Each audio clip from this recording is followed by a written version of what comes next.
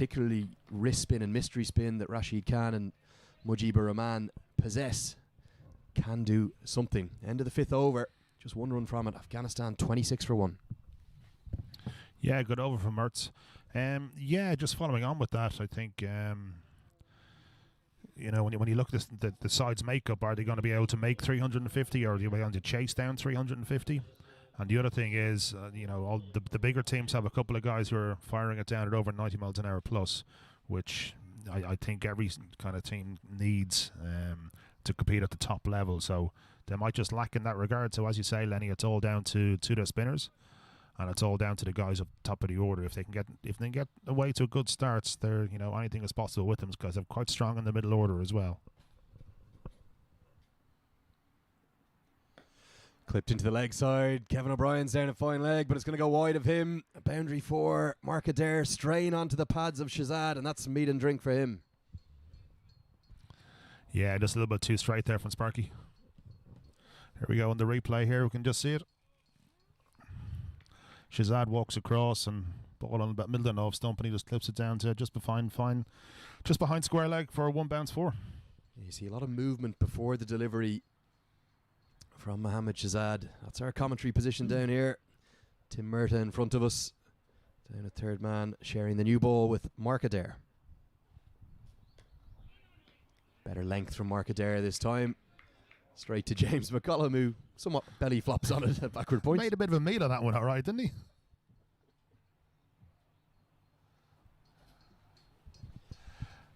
Just talk about Mohammad Shazad. He's a guy who loves the big stage. There's an innings of his I'll never forget.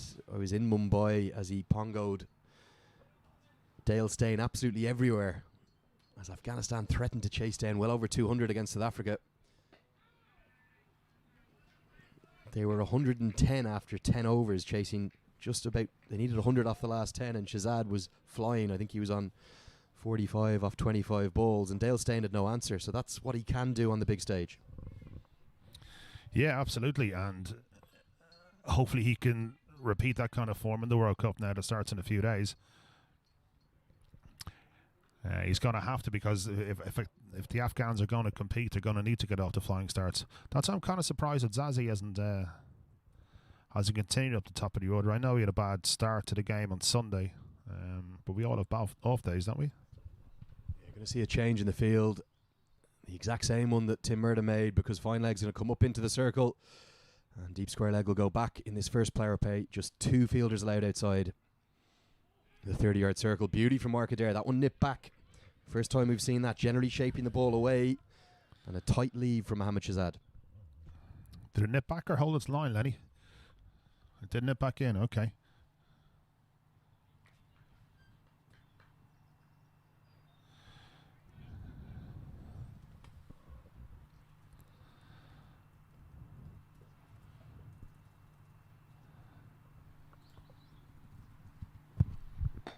Hit down the ground, and even though Boyd Rankin's 6'7" at mid-on, it's going to go over his head for another boundary 4. Shazad living dangerously, but the runs continuing to come. I think Sparky had a bit of a word with him about that one as well. Just have a look at the replay there. Again, take it from outside off stump. He didn't get the full range on that. It looked like it was off the bottom of the bat a little bit, and just creeps over big Boyd's head at mid-on. So a little bit fortuitous from Shazad, but still, he's back to being aggressive again.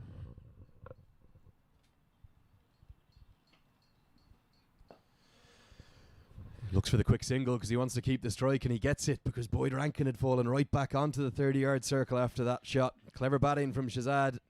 Afghanistan after 6 overs, 35 for 1. Yeah, good start here from the Afghans. Just losing the 1 wicket early. Murtagh will continue from the Dundonald end with the same field. Again, Wilson back in his standing back. Again, I'm a little bit surprised that I'd like to see him up to the stumps and put pressure on Shazad. Mohammad Shazad, the wicketkeeper batsman for Afghanistan. He's Afghanistan's leading ODI run scorer in history. Also possesses their highest ever score, 131 not out.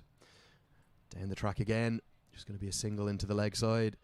Of course, the 2015 World Cup, which was Afghanistan's debut, he was left out of the squad. Andy Mole said, the head coach of Afghanistan at the time, he said, if you don't get your fitness in shape in advance of the tournament, I'm not going to pick you. And that was quite a controversial decision, but we're going to see him on the biggest stage there is now in England next month. And what sort of an impact will the wee man have? Well, if anything else, it's going to be a bit of fun watching him. Ooh, cries a catch it. Yeah, Ramat Shah just clipping that one off his leg straight to mid-on. William Porterfield at mid-on. And of course, Tim Murtagh, he removed Ramat Shah in the first ODI, and he told me after the game that he bounced him out. That must be a first for Mertz in a long, long time, to be fair. Yeah, Tim Murtagh, who doesn't operate at extreme pace, tends to get his wickets through canny movement, bowling at a good length. He really did dig that ball into Ramat Shah. Edged wide of Andy Balbirnie, who dives and makes a superb stop. Only one slip in place. That's how he tends to get his wickets, Tim Murtagh. It is. I don't think it would have carried to a second slip anyway. It was played with soft hands, but Murtagh back on the money. Good line, good length, and forcing the edge. Yeah, it was a very uncharacteristic shot of Ramat Shah on Sunday. He came down the track to Tim Murtagh. Tim Murtagh dug it in, and all Ramat Shah could do was spoon it up in the air straight to Paul Sterling, who's in the same position he is today, at kind of a deep, silly mid-on.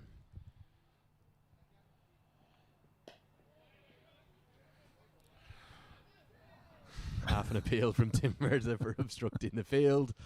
Almost in jest as much as anything else. I'd like to think the tongue was firmly in the cheek on that one, all right, yeah. He was the only one to appeal. But good to see that little bit of aggression. Just keep the guys in check. Make sure everyone knows he's still there. Yeah, these sides have played each other in 10 one-day internationals since August 27th last year. They know each other very well, playing a huge amount of cricket against each other. Yeah, that's really nice from Tim Murtagh, back into his work, and you can see why he set that man Paul Sterling there in what's a 5-4 offside field, because Ramat Shah likes to work the ball into the leg side, a little bit like Jonathan Trott used to. Yeah, they've obviously done a bit of analysis on him, and basically he plays with the bat very much in front of his front pad, so he's liable to clip one straight to Sterlo.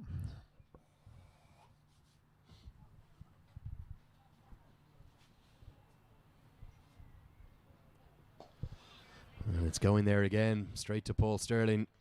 Really good tight stuff from the leader of this Irish attack, Tim Murtagh. Just one run from the over. Afghanistan now 36 for 1. The runs really seem to have dried up in the last couple of overs, Lenny. They were going at 7s or 8s, but now it's they're bringing up. They just pulled it back slightly here, which is good from Ireland. Now we're going to see a change in bowling, and the wicket taker Mark Adair, he's coming out of the attack. That's one of Pembroke's finest coming on for you now, Andrew. Yeah, a sight that many Irish fans will want to see. He's known as a wicket taker. Barry McCarthy back into the side today, and the big Pembroke and Leinster Lightning fast bowler. He's going to be so keen to make an impact on this match. Absolutely, it's great to see Barry back in the Irish colours.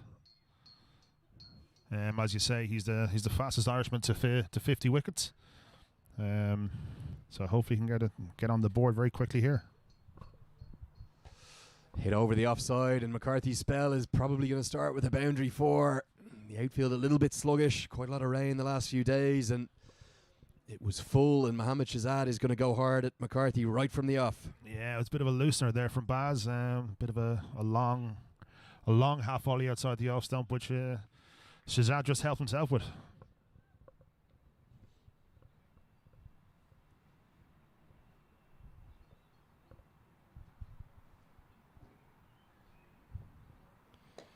Better for McCarthy, back onto his length to start his spell. Talk to us a little bit about Barry. You're the Leinster Lightning manager, Mark Jones, I'm speaking with here.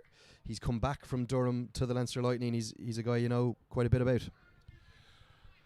Yeah, I've known Barry a long time. Obviously, I used to play against his father, Steve, back in the day. So we've lost Barry for about 6 years to Durham. He was in the Lightning side initially when it set up about 7 years ago. He would have been on the periphery back then. He wasn't very. He wasn't really in favour of coming back to play with the Lightning when he could. He was more happy to play in Durham, which is fair enough. It's we always like to give the players that kind of opportunity. If they want to stay with their county, that's absolutely fine. If they want to come back with us, that's absolutely fine too. So we didn't get to see a lot of Barry for a number of years, which was a little bit of a shame. But it's great to have him back now. It's great to have that option. Yeah, much better for McCarthy. Bowling Baz is the shout. Shazad, good from him as well, because Rankin is quite deep there at mid-on, so plenty of time for a single. Ramit Shah, 11 balls, yet to get off the mark. McCarthy will be licking his lips trying to get the prize wicket from this Afghan batting lineup. There will be nerves. There will be nerves. I'd nearly stick in a second slip here, Lenny, and hope he goes for a big shot outside off. Yeah, it's a 6-3 offside field, just one slip in place. There's a big ring on the offside. Driven by Ramit Shah, straight to extra cover. Paul Sterling there. 2 men outside the circle in this first power player at third man, and quite a wide fine leg. That's Tim Murda at third man, and Mark Adair down at fine leg. 2 fielders allowed outside the circle in this first 10 overs, power play number 1.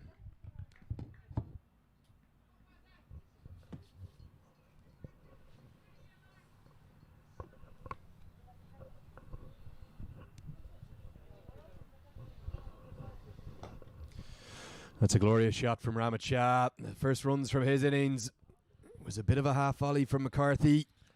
Straight onto the legs of Shah. That's where he likes it. It's just what we were talking about. 4 runs all the way. That's a shame from Barry to straight, a little bit too straight there, and clipped away nicely into the leg side by Ramit Shah to get himself off the mark, as we can just see in the replay now.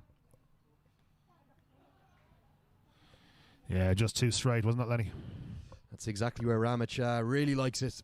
It's going to end the 8th over. Afghanistan 45 for 1. And with that, we'll have the first change in the commentary position, because we'll thank Mark Jones for his insight and analysis for the first 8 overs. Hopefully hear a little bit more from him later on. And Mark Jones will be replaced by Janice Walsh. Janice, up the road again from Dublin this morning. How are you? Yeah, it was a beautiful trip. It's morning, everyone. It's an absolutely gorgeous day here in Stormont. Sun is shining. It's warm. Well, it's warmer than Sunday.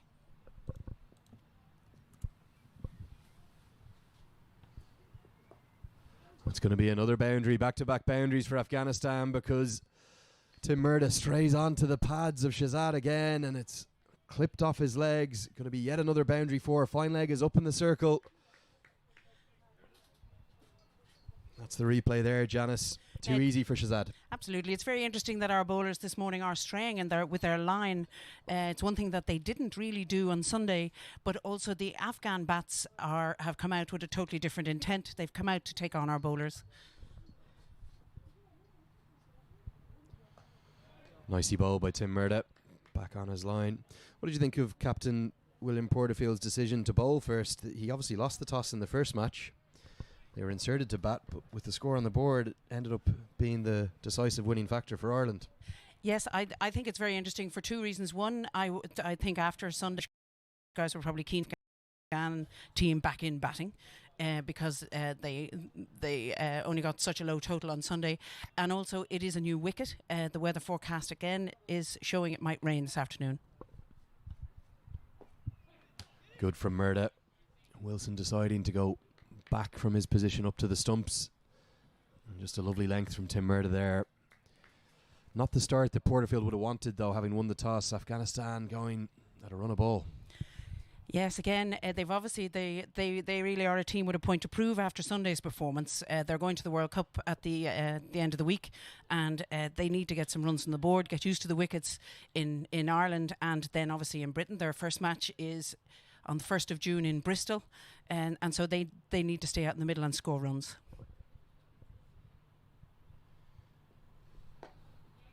Onto the pads again from Tim Murda. He just can't quite get his line today. So unlike the Middlesex man, usually so consistent. It's going to be the 50 up inside the 9th over. And Mohammed Shazad, he's dominating the scoring at the moment, Janice Walsh. He is, and it's nice to see. But again, if the bowlers are going to bowl anywhere near his pads, anywhere down the leg side, they are going to be punished. They really have to stick to their line and length and just keep him back in his crease.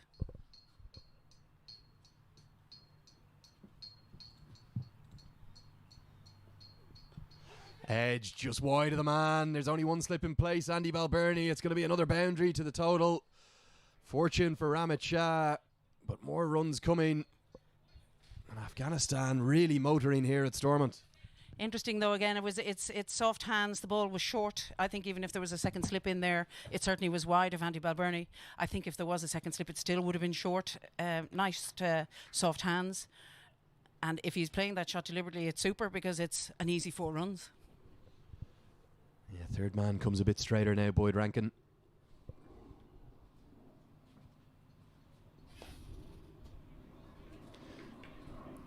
Back into his work, Tim Murda. That's going to end the 9th over. Afghanistan there, 54 for 1, and right on top, you'd have to say. Definitely right on top, and again, compared to Sunday, it's like they're a different side. They've certainly come out to take on our bowlers, and they are. 54 off 9 is good, with only 1 wicket down. It's very nice.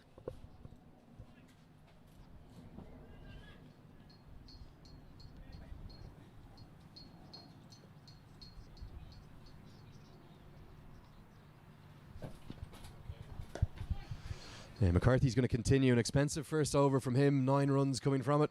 Janice, you're a member down at Pembroke Cricket Club. Tell us a bit about the story of Barry McCarthy.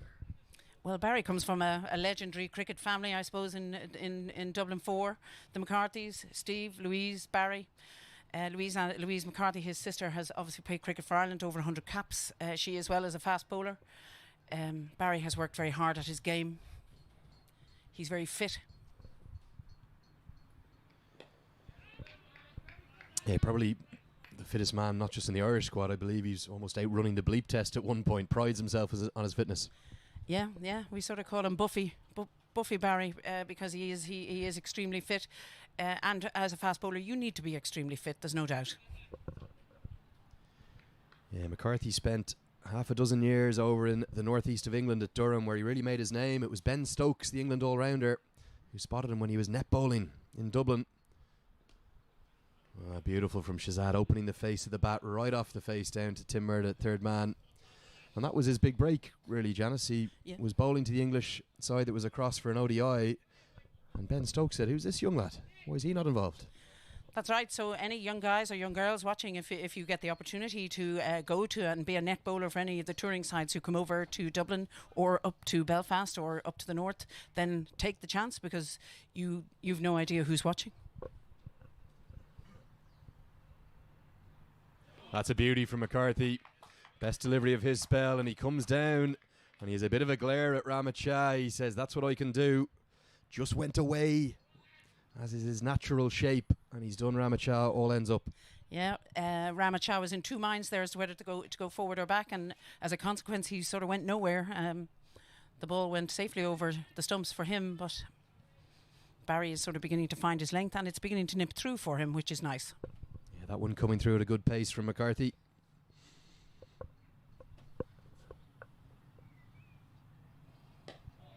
And he's really into his work now.